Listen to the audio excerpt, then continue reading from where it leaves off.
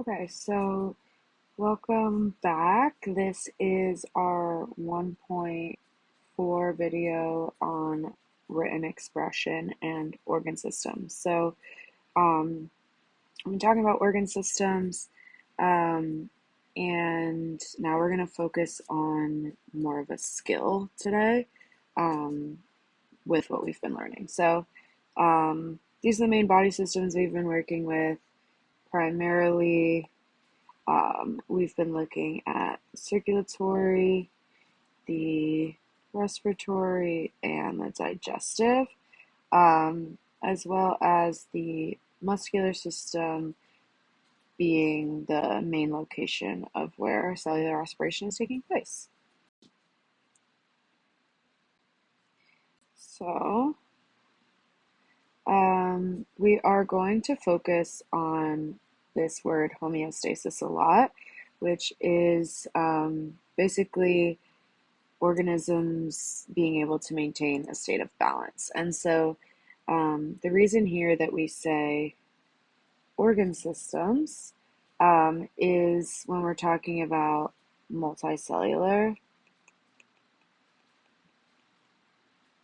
or complex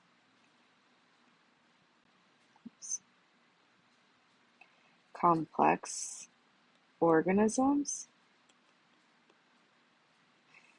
but all living things are going to maintain homeostasis in their own ways, even if they don't have these different body systems. So if you think about a yeast cell, doesn't have um, a muscular system, for example, but it still is able to maintain homeostasis in the ways that it needs to. Um, but when we're looking at these organ systems, we're thinking how specifically humans are maintaining their internal body temperature through thermoregulation, and how we're maintaining the appropriate amount of glucose levels in our blood through glucose regulation. So all these different things are involved here in our organ systems and written expression lesson, but we're just going to take it one step at a time. So let's take a look at this example. So it says, construct an explanation that supports the claim that ice cream is a popular treat enjoyed by people all over the world. Okay, so some key information here. We're seeing construct an explanation. Okay, that supports the claim. So this is the directions.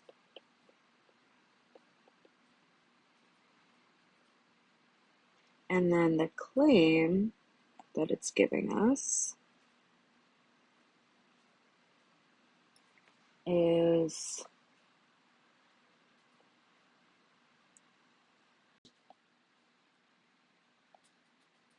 let's see.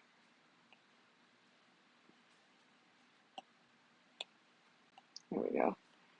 Ice cream is a popular treat enjoyed by people all over the world. Okay, so if we are going to be supporting this claim, we need a couple of different things. We usually need evidence,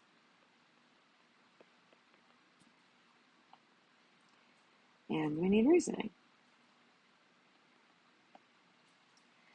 Okay, for our sake here, we're just gonna take a look at which of these options provided is the best, the second best, and the least best. Okay, so let's take a moment and read these.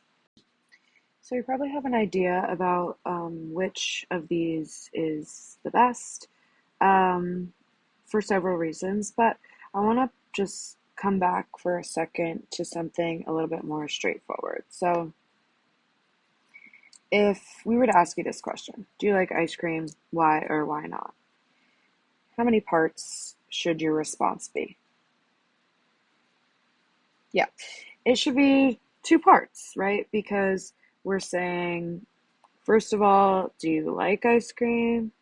And then second of all, why or why not? Okay, so do you like ice cream? I like ice cream. You've answered the first part, but not the whole question. It's good. Well, okay, so that's a no. It's good.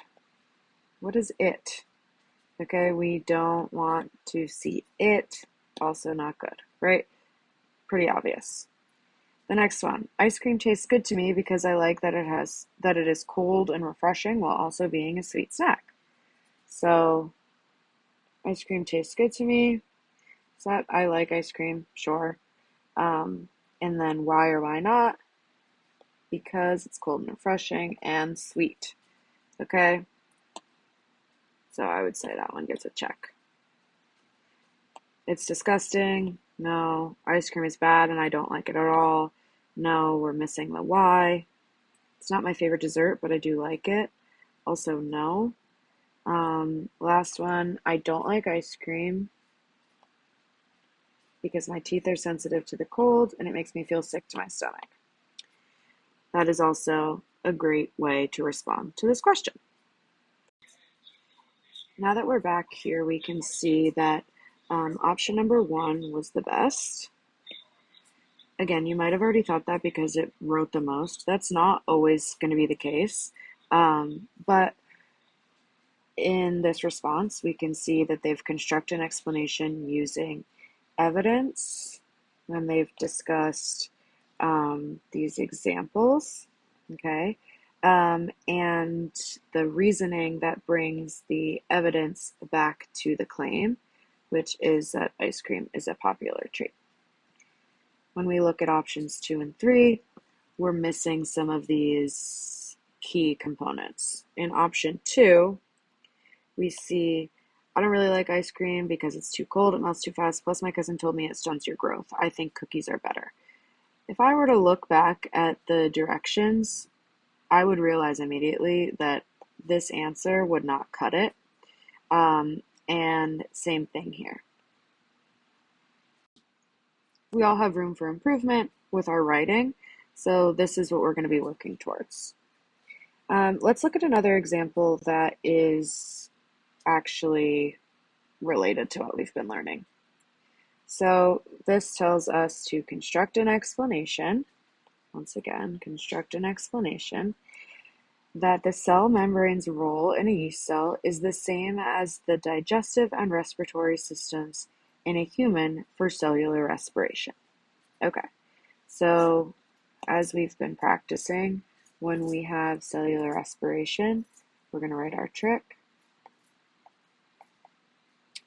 And it's saying the cell membrane, just making a note for myself,